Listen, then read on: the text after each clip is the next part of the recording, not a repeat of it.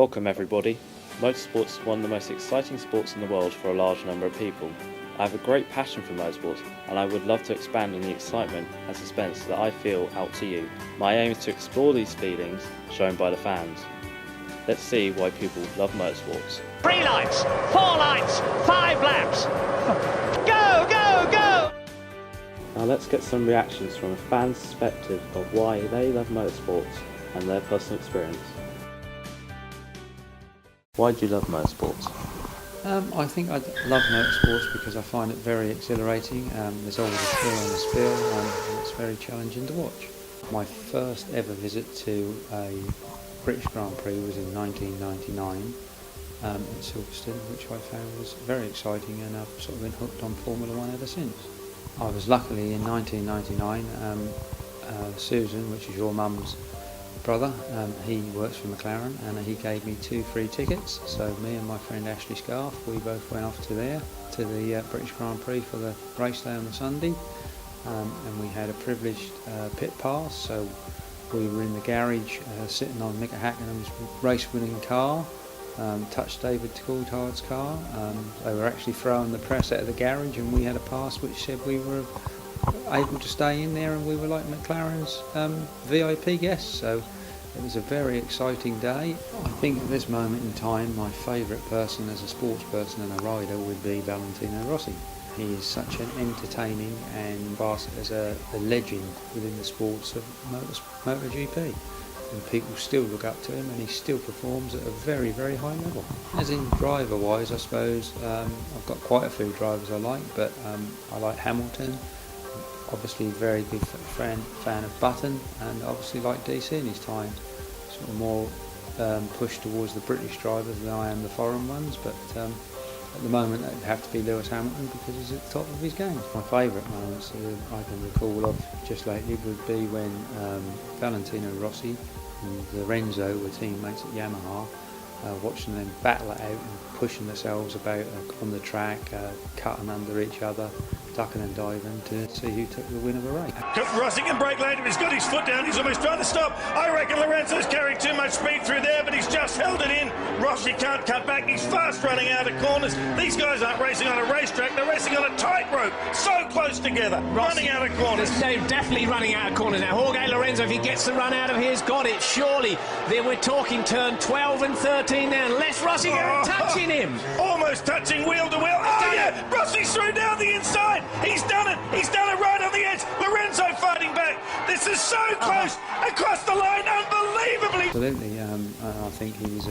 They really put a battle on. They put a real show on. They show some expert riding and just bike control beyond any capability of any normal person, just to show how at the top of the game they are. I think one of my, not a worst moment, but quite a sad moment was when Lewis Hamilton lost out on his first World Championship by a point. That was such a soul-destroying moment for him as a driver, I think, but he came back and fought back, and he got back to being World Champion. I haven't really met any riders, but as in Formula One drivers, I've spoken to Mika Häkkinen and David Coulthard, Felipe Massa and Fernando Alonso, and also I've had the privilege of seeing Niki Lauda. I think we go for fast, furious and very unpredictable. Some very interesting points brought up of why he loves motorsports and the passion he has for the sport. However, let's move to a current member of a well-known F1 racing team to hear his privileged inside views of the sport participating at exclusive events.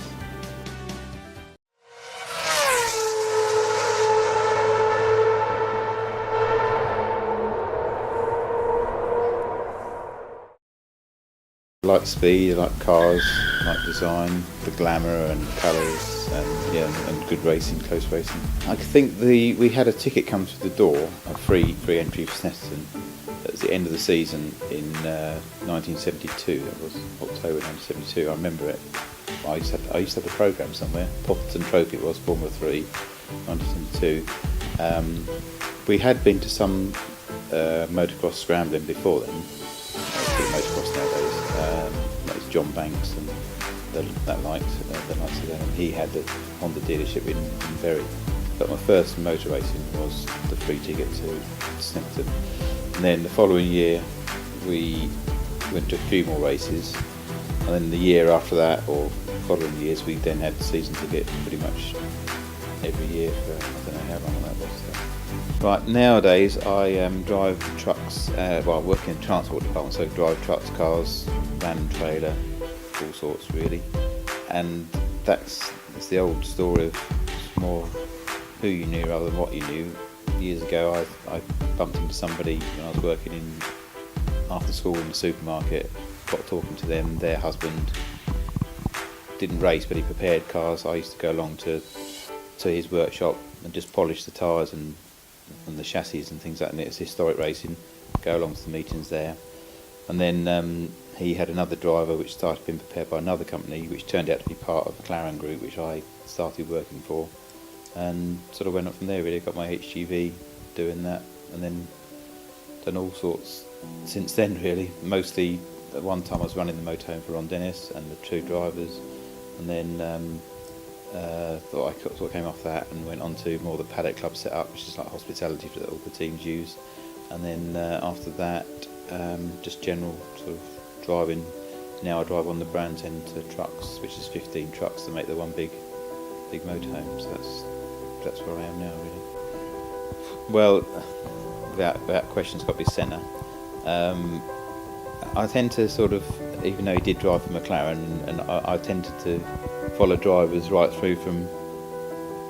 I first saw Senna at a test day on a Thursday test day at Snetterton in about 1981, something like that, probably 81, 82. And I didn't know how quick he was then, but I was really into sort of club racing and everything. So then when I ended up working at McLaren and Senna was one of the drivers, it's sort of, I felt like I had followed him all the way through. And it's a bit like Kimi really, because even though I'm not obviously particularly a Ferrari fan, I do like the driver, whereas other drivers, you know, they could drive for the best team that I like, but I wouldn't necessarily like them. So Senna would be my favourite driver. Personality, I think Kimi's quite good as well, and a good driver obviously. This is when I was working on the Ron Dennis motorhome, which is the first raising roof motorhome in the paddock really. That's David Coulthard, myself, two other colleagues that also sort of ran the motorhome, and then the young lady there's a guest of the team. I think that's either Spa or Monza, I think, but that's just guess. And that was the first year of that particular motorhome, because it's only white with that orange pinstripe that 1 year. So yeah, this particular picture is when Lewis Hamilton did his Top Gear hot laps, and that's obviously the Stig. That was quite an entertaining day really, because they don't actually get a lot of time in the car, but they do cut and shut the thing quite a bit. But yeah, that's quite a memorable evening, because one of my other things I do is take cars to exhibitions and things, and we had a show car in the Top Gear studio, which is just like a barn really. It's cold in there, and so Lewis was there just for that really, but he literally did his bit on the TV and then zoomed off in his S-Class. We basically run two cars around the Leicester Square. We came out of a sort of like an underground car park, and then Jensen and Sergio Perez, he drove the more current car, and Jensen drove the M23, which is the same as Hunt drove. And so they basically came round the corner, got out the cars. I remember standing sort of like to direct them, but so they knew where to stop, and then putting a chock underneath the wheel, because obviously when they got out there's no handbrakes on the Formula 1 cars. So that was quite a good one. Exciting, the glamour, speed and the noise really. Another engaging views of a personal involvement, expressing suspense and excitement of winning races and championships. Now it's time to hear from a race driver whose life revolves around motorsports, to share his memories of joys of being a racing driver. I've been involved in some form of motorsport since I was 16. I was into motorbikes. I went to motorbike race meetings. I went to the Isle of Man.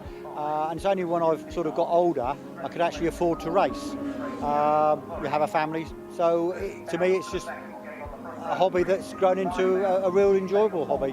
I started off going to help at race meetings, mainly motorbikes, and I did some sidecar motorbiking on the Isle of Man, helping over there. And then my first event was in a 250 national kart. I used to race a small track at Sheddington, which is near Banbury, and I did 6 race meetings, and then I did the Grand Prix at Silverstone. So my first big event was Silverstone, and that would have been about 1980. Well, that's going back a long time, isn't it? I'm a bit of an old boy now. There you go. Okay, well that's my Clio, which I've actually just recently sold. But when I got into car racing, I actually did the MG Metro Drayton Manor Park Metro Cup, which I did for about 3 years. And then I wanted to go quicker, so then I bought this Clio as an insurance write-off and built it into a race car. And I raced it for about 8 years, and actually I've just recently sold it. I wouldn't say I've got a favourite driver. I mean, I just like motorsport generally. I do like watching the touring cars, and I try to at least get to 1 race meeting a year. But I suppose, you know, I just have an affinity with the Classic Sports Car Club, which is where we are today. And I've been with the Tin Top Series ever since it started, which is about 9-10 years ago, in one way, shape or form. And I've got friends that now race in it as well. So yeah, I just like motorsport generally, and I wouldn't say I've got a particular favourite. Again, it's the first race of the year for the Classic Sports Car Club. We've got 1 car in a tin top race, driven by Russell Hurd in his Honda, and behind us we have the Porsche, which is driven by another friend of mine, Paul, and he's in the Modern Classics. I don't think I should say it because it's bad language, but it's bloody good. What an amazing insight into the world of motorsports, where passion, suspense and excitement is all revealed through driving machines at high speeds for a number of years. Wow, that was an informative, interesting and inspiring. We have just seen snapshots from 3 areas of life in motorsports. This nutshell has revealed how people thrive on the danger, the glamour and the thrill of exceeding speeds being driven in well-crafted machines. Hopefully my expressions of love and desire that will entice you into the world. Hope to see you at a racetrack in the near future.